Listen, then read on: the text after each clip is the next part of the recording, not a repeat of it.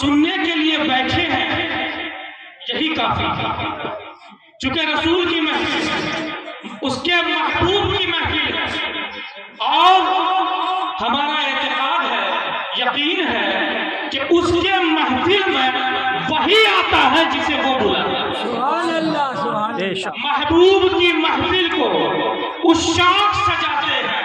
آتے ہیں وہی جن کو سرکار بلاتا ہے۔ سبحان اللہ۔ تو آپ آئے،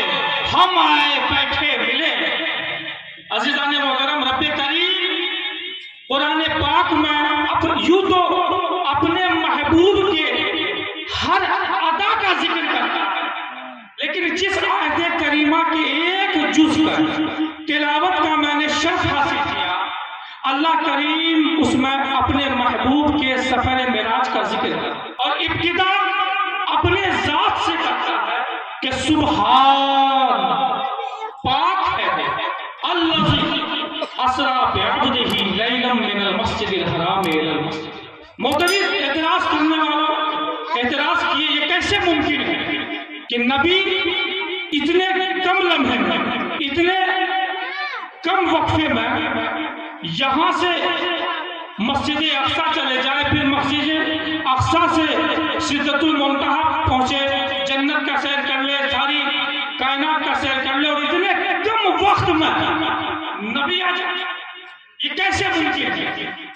اعتراض کیے، اور اعتراض صرف کیا ہی نہیں بلکہ طنز بھی، اور لوگوں نے رسول کے یار غار کو اور یار مزار کو اطلاع کہا کہ تمہارا نبی کہتا ہے کہ اللہ نے معراج کروائی، اتنے کم وقت میں معراج کروائی۔ تو پھر صدیق اکبر نے جب یہ سنا تو کہا کہ اگر محبوب کہتے ہیں تو یقیناً سچ کہتے ہیں۔ تو معراج کی جو سب سے پہلے تصدیق کی وہ سیدنا ابو بکر، اور یہی سے ابو بکر کو صدیق اکبر کہا گیا۔ تو عزیزان محترم، انہی معترض کا جواب دیتے ہوئے رب نے فرمایا سبحان الذی، سبحان، پاک ہے وہ رب کہ اعتراض کرنے والوں، اے لوگوں جو اعتراض کر رہے ہو، اعتراض تمہیں اگر کرنا ہے تمہیں کس بات کا اعتراض ہے؟ اس بات کا اعتراض ہے کہ مصطفیٰ اتنے کم وقت میں جا سکتے ہیں کہ نہیں جا سکتے، اسی شے کا اعتراض ہے نا۔ تو لوگوں، اعتراض کرنے والوں، میرے محبوب پر اعتراض نہ کرو، اگر اعتراض کرنا ہے تو میری ذات پر کرو، یہ نہ دیکھو کہ محبوب جا سکتے ہیں کہ نہیں، دیکھنا ہے یہ دیکھو کہ میں رب لے جا سکتا ہوں کہ نہیں۔ اگر اعتراض کرنا ہے تو میرے محبوب کی ذات پر اعتراض نہ کرو، میری ذات پر اعتراض۔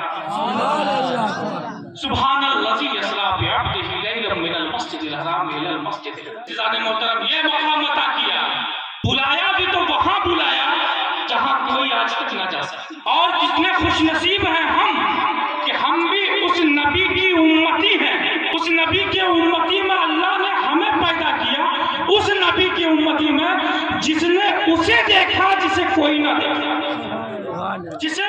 کوئی دیکھ نہ سکا۔ اس لیے کوئی شاعر کہتا ہے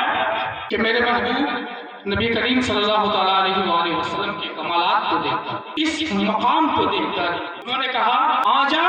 کہ جائے نیست تو آجا رسیدائی،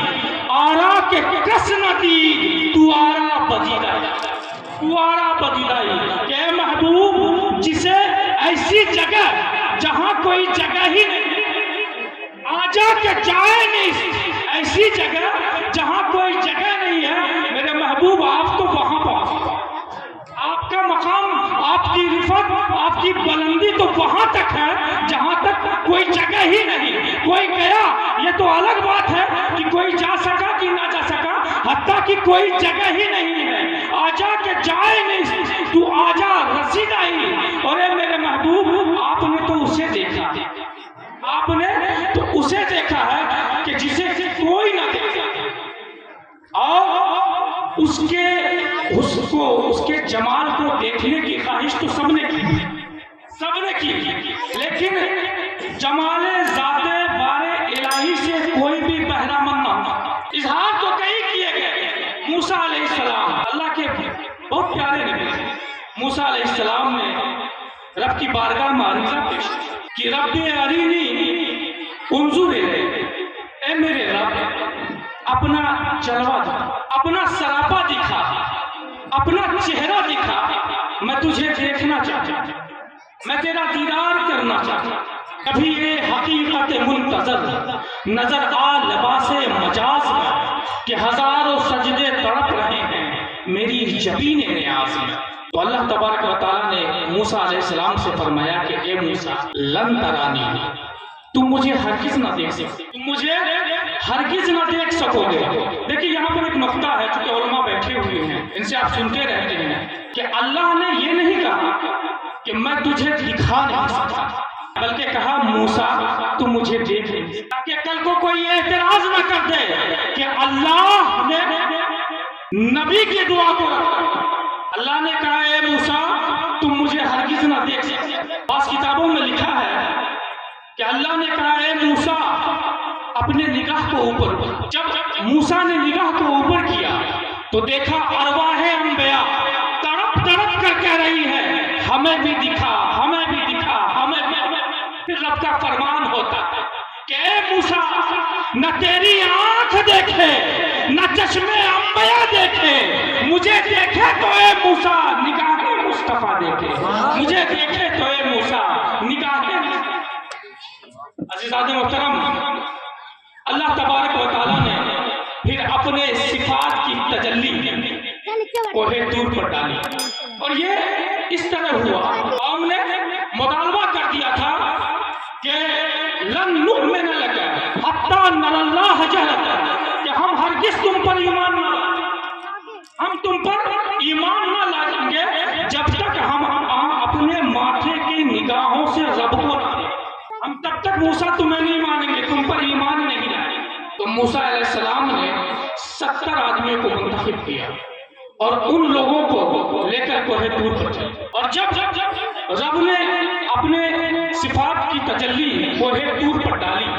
تو کوہ طور اپنی جگہ برقرار نہ ہو سکا، وہ پاش پاش ہو گیا، ٹکڑے ٹکڑے ہو گیا، بکھر گیا، اور وہ جو 70 آدمی جسے موسیٰ علیہ السلام لے کر آئے تھے وہ وہی مر گئے، چل گئے۔ موسیٰ علیہ السلام بے ہوش ہو گئے۔ بڑا پیارا نقطہ ہے یہاں، لوگ کہتے ہیں نبی ہماری طرح، تو وہ 70 آدمی جو نبی کے مثل نہ تھے، جو نبی کے مثل نہ تھے، وہ 70 آدمی وہی مر گئے، وہ ختم ہو گئے، فنا ہو گئے، مر گئے، چل گئے۔ لیکن دوستو جو مثل تھے، جو بے مثل بشر تھے وہ مرے نہیں بلکہ بے ہوش۔ عزیزان محترم دیکھیے یہاں سے ہمیں ایک تمنا ابراہیم علیہ السلام نے بتائی، غرض و غایت دوسری تھی، اللہ کی بارگاہ میں عریضہ پیش کیا کہ مولا میں دیکھنا چاہتا ہوں رب ارنی کیف تحیی الموت، تو مردے کو زندہ کیسے کرتا، میں یہ دیکھنا چاہتا ہوں۔ ابراہیم علیہ السلام کے دل میں یہ بات تھی، ظاہر سی بات ہے ہم اور آپ ہیں، ہمیں بھی پتا ہے کہ زندگی اللہ دیتا ہے، موت اللہ دیتا ہے، تو پھر تو وہ اللہ کے نبی تھے نا، کیا ان کا اعتقاد نہ تھا، کیا ان کا ایمان نہ تھا؟ اصل بات یہ تھی کہ وہ بھی رب کے جمال سے بامشرف، ان کے دل میں بھی ایک تڑپ تھی کہ رب اپنا سراپا دکھائے، رب اپنا جلوہ دکھائے، اور جب رب اس مردے کو زندہ کرے گا تو میں اس بہانے رب کے جمال سے خود کو بامشرف۔ دوستو حسرتیں کی گئی لیکن جب باری آمینہ کے لال کیا، جب باری صاحب شرف و کمال کیا، جب باری پیارے محمد کی آئی تو اللہ جبرائیل کو کہتا ہے جبرائیل جا میرے محبوب کو بلا لے تاکہ میرا محبوب اپنے ماتھے کے نگاہ سے میرا مشاہدہ کرے۔ اور نبی کریم صلی اللہ علیہ وسلم کا ارشاد ہے کہ میں نے